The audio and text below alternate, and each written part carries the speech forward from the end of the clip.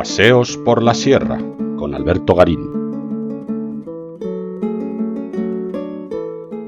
La Basílica de Santa María de la Salud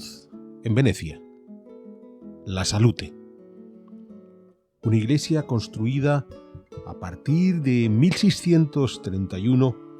cuando tras la peste que había afectado el año previo a la ciudad de Venecia, el patriarca del lugar,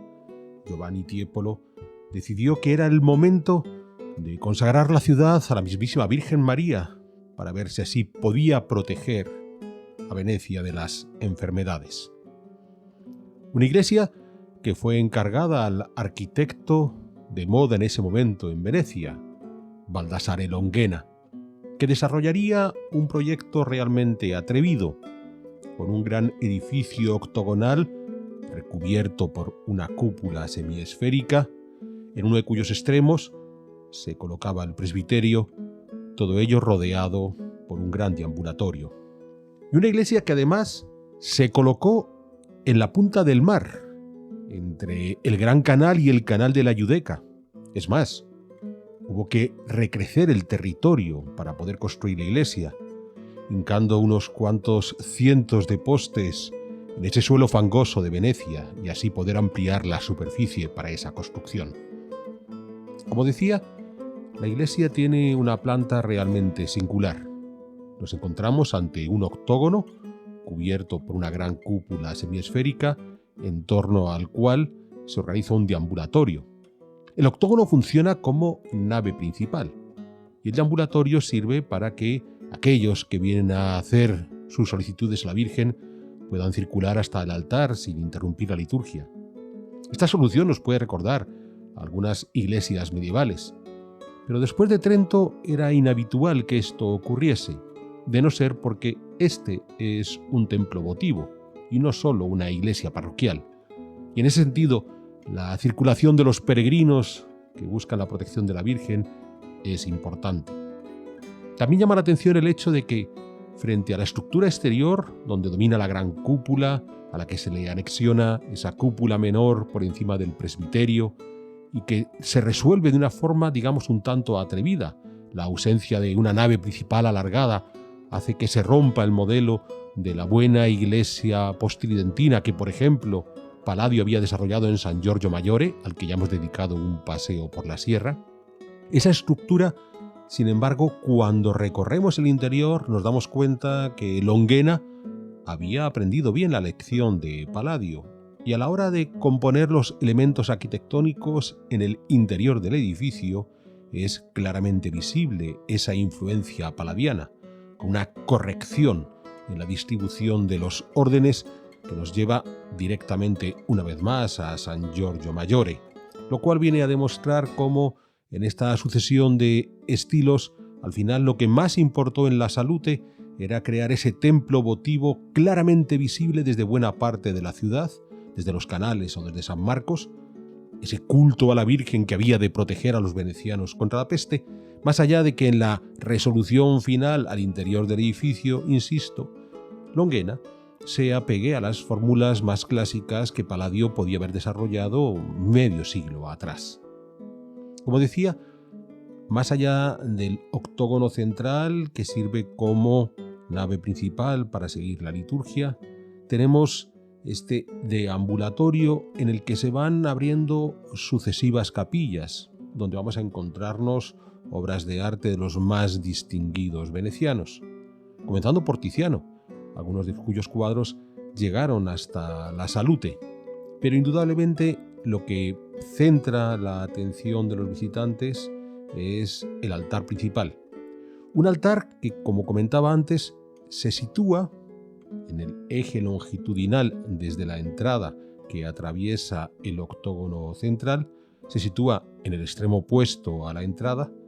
debajo de su propia cúpula, y que por detrás incluso aún tiene espacio para ubicar el coro. Aquí estamos ante una de esas singularidades de la liturgia católica en Venecia, donde los coros seguían estando colocados detrás de los altares y no delante o en un piso superior, como ocurría en el resto de la cristiandad latina. Esta solución espacial tan singular. Es un templo votivo en el que aún tenemos un deambulatorio libre, más la presencia de un coro por detrás del presbiterio, hacen que la Salute sea una iglesia que en el momento de visitarla no es inmediatamente comprensible, cuando tenemos en nuestra cabeza las fórmulas propias de la cristiandad latina post-tridentina, y que se acentúa aún más cuando vamos viendo, sobre todo en el área del altar, esa gran cantidad de lámparas votivas que adornan el presbiterio y que rápidamente nos llevan al mundo oriental, lo que nos recuerda esa filiación inevitable que existía entre Venecia y Bizancio, aquel imperio que, aunque desaparecido en 1453, de alguna manera sobrevivió en este mundo veneciano. En cuanto al altar propiamente dicho, fue un diseño del propio Baldassare Longhena, con un grupo escultórico en el que encontramos a una Virgen con el Niño, representando a esa salud que defiende a Venecia de la peste. La obra puede ser de un escultor de origen flamenco conocido como Justo Lecourt y que falleció en Venecia hacia 1679. Es curioso porque nos encontramos ante esa combinación tan curiosa de un arquitecto que se atreve a lanzarse a hacer un diseño escultórico que él mismo no termina de realizar y que se contrata en la mismísima Italia, en la mismísima Venecia, en un sitio donde los escultores eran ampliamente conocidos en el pasado, pensemos en gentes como Sansovino, y que sin embargo tienen que apelar a este maestro flamenco, demostrando de esa manera que las soluciones escultóricas propias de este mundo renacentista italiano, que es en definitiva de donde parten las decoraciones que vamos a encontrar en la Salute, aunque estemos en el siglo XVII, ya se habían desarrollado plenamente en el norte de la cristiandad católica, de modo que podemos apelar a estos extranjeros para que acudan a trabajar a Venecia y de esa manera poder contar con sus buenos servicios.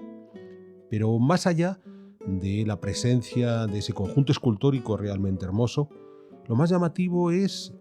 un icono que encontramos situado dentro del altar y que enfatiza aún más esa sensación de encontrarnos en ese cruce de caminos entre la cristiandad latina y la cristiandad ortodoxa.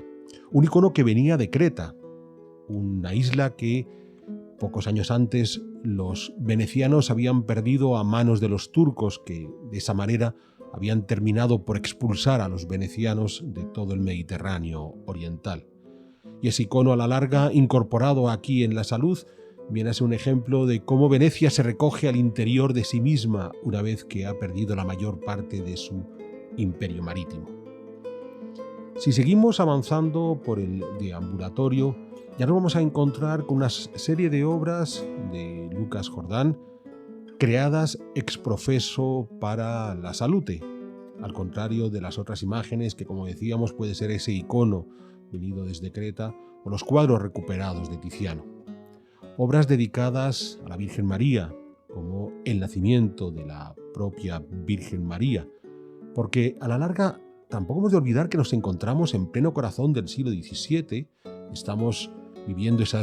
guerra de los 30 años en el imperio, donde vuelven a matarse protestantes y católicos,